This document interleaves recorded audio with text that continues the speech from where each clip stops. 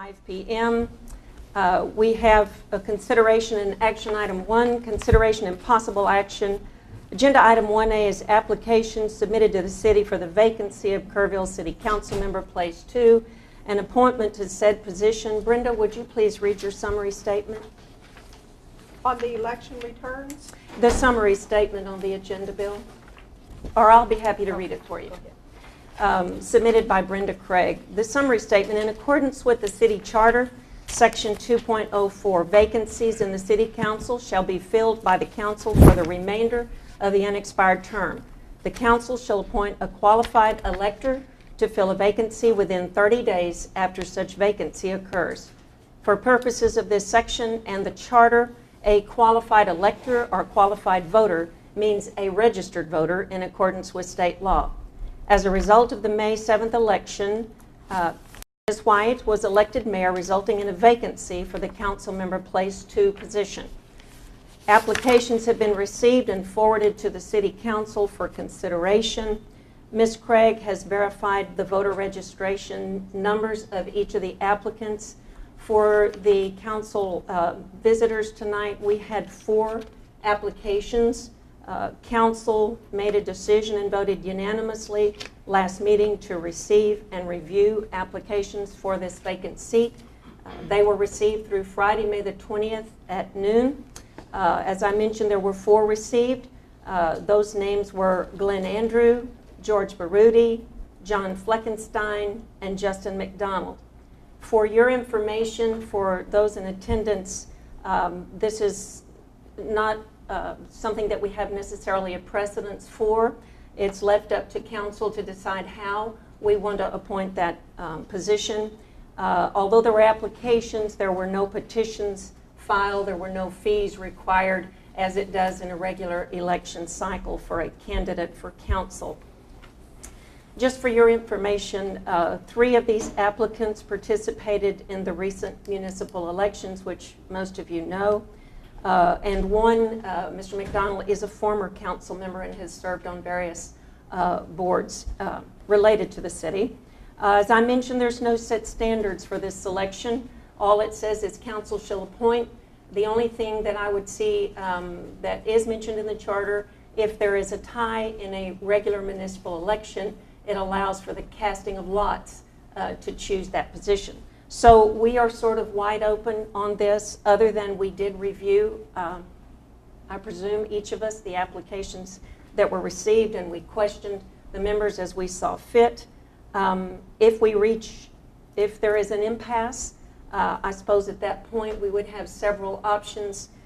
We could cast lots, we could draw from a hat, we could call for another special meeting, and whatever happens from the discussion tonight, we will decide at that point how we should proceed. I do have some citizen request, speaker request forms that were filled out. And gentlemen, if it's all right with you, is it all right to hear those requests? The first one I have is George Baruti.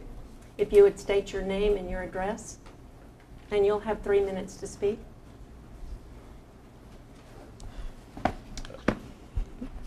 Okay, my name's George Baruti, 1616 Glen Road. I just have 2 things that I'm saying. Obviously, I'm one of the applicants in there, and I had sent an email to each of you this morning with sort of the case I was making, since I really was only able to make contact with Councilman Fine directly. So if it's possible, if you guys didn't get the email, could you say so now?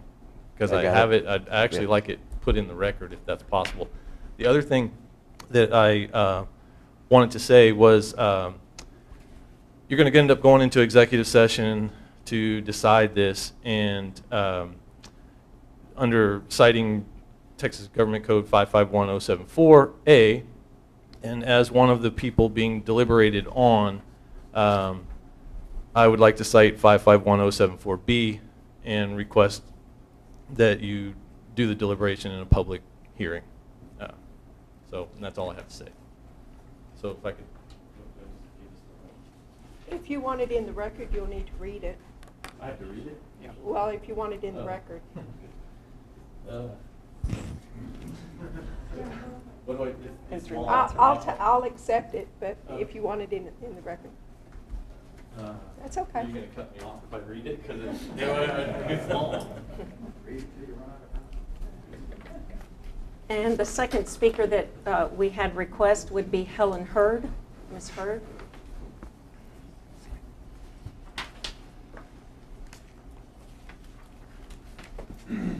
Thank you, Mayor White, council, neighbors, and friends, and perhaps former friends after this evening.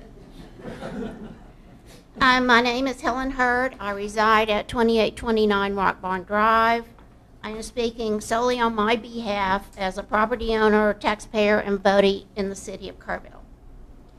In my opinion, the recent mayoral and city council elections were a referendum on the unpopular agenda of former Mayor Jack Pratt, an agenda upon which he himself declined to run for a third term. Mayor Pratt's endorsement of Glenn Andrew to succeed him leads to honest speculation that if elected, Mr. Andrew would follow the same agenda. Mr. Andrew ran on a platform of proven leadership. I don't recall him ever stating that he would work for the city of Kerrville in any capacity other than that of mayor.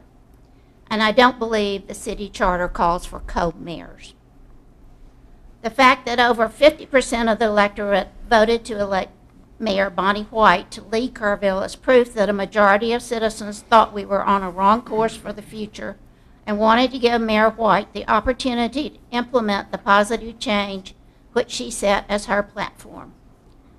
Further proof is the fact that Councilman Stork and Councilman Allen were reelected with less than 40% of the votes cast in their respective elections. It's been my observation over the past 2 years that with minimum exception, both of these men voted in lockstep with Mayor Pratt. The conclusion is that 60% of the electorate voted against Councilman Stork and Allen, again, a repudiation of Mayor Pratt's agenda. I think it's remarkable that the 4 candidates who ran in the election for a seat on the city council have set aside their personal egos and endorsed one of their own, Mr. George Baroudi, to fill the empty council seat. Mr. Baroudi is cited as a great leader in his community who has the capacity, skill set, and passion to advocate for the citizens of Kerrville. George has run for council the past 2 years and has taken the time to be thoroughly informed on the details of the current issues of council. While I don't personally know Mr. Baroudi, such high praise from former opponents is surely the best recommendation for which one could hope. Council would be remiss in their duty to the citizens of Kerrville to appoint anyone besides George Baroudi, who is clearly the popular choice. Thank you. Thank you, Ms. Hurd. The third speaker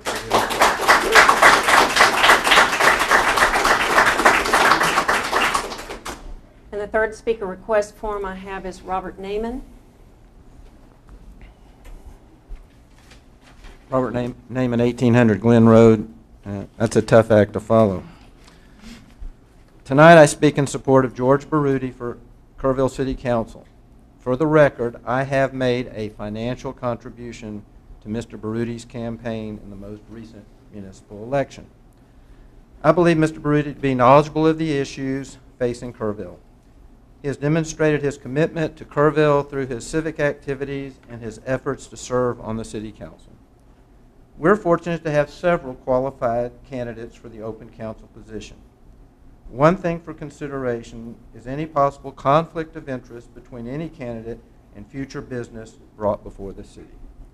Whoever council chooses, the community is looking to move forward and to seek compromise on the critical issues to be dealt with. Thank you. Thank you, Mr. Naiman. Were there any others from the audience who wish to speak that may not have filled out a speaker request form at this time? Mr. Morgan?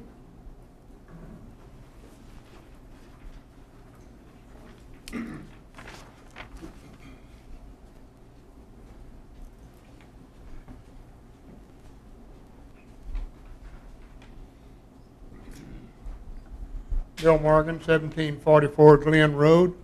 I too advocate that Mr. Baruti would be the most qualified candidate based on the fact that he was the top vote getter under the winners. The elephant in the room is the fact that either one of the other two that did win would not have won had there only been two candidates in the race. And that is an elephant in the elephant in the room we all need to acknowledge.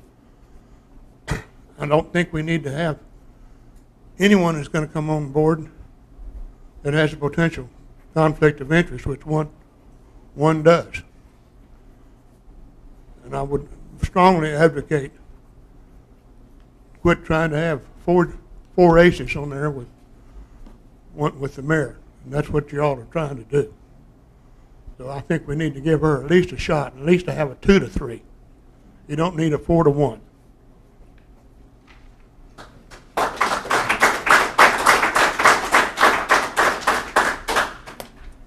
If there's no one else to speak, then what I would like to ask of council members is that you would recommend whether you are interested in going into executive session on this decision.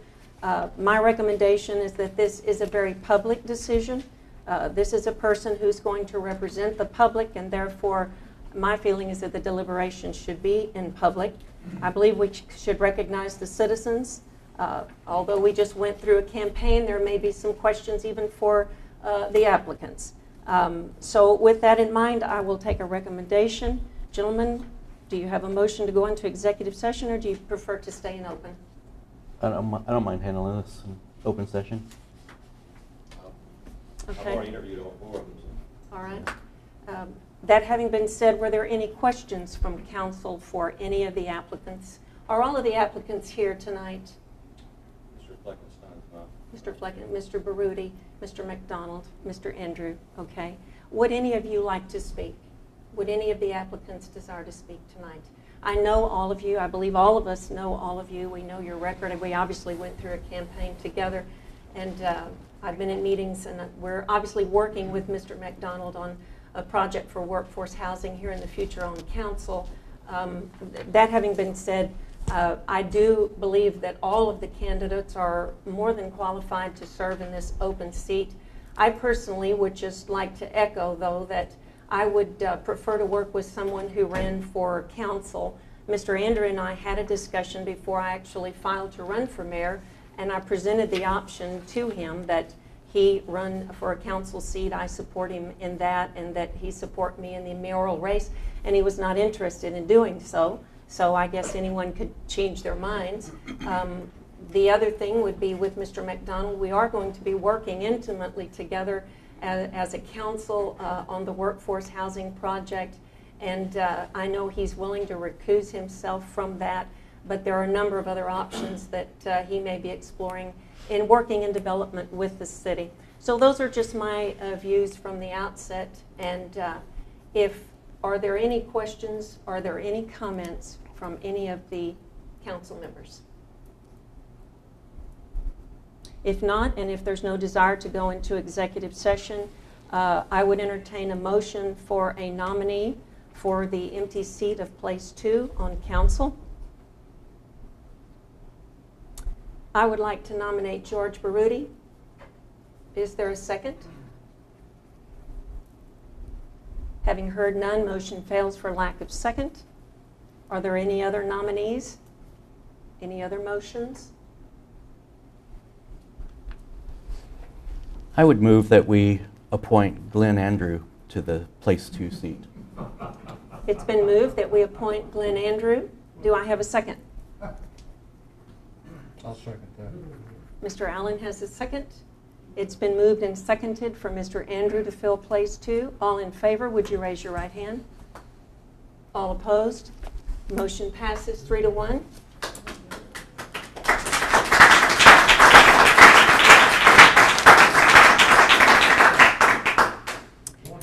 That having been said, we will tomorrow night at the meeting, before the council meeting, there will be an installation ceremony for Mr. Andrew, and we invite all of you to come. The meeting is at 6 o'clock. It's a regularly scheduled meeting. You can find the agenda online. I want to thank all of you for coming, all of you for your remarks, all of you for your interest, and please do come back. And Jean, happy anniversary. Thank you.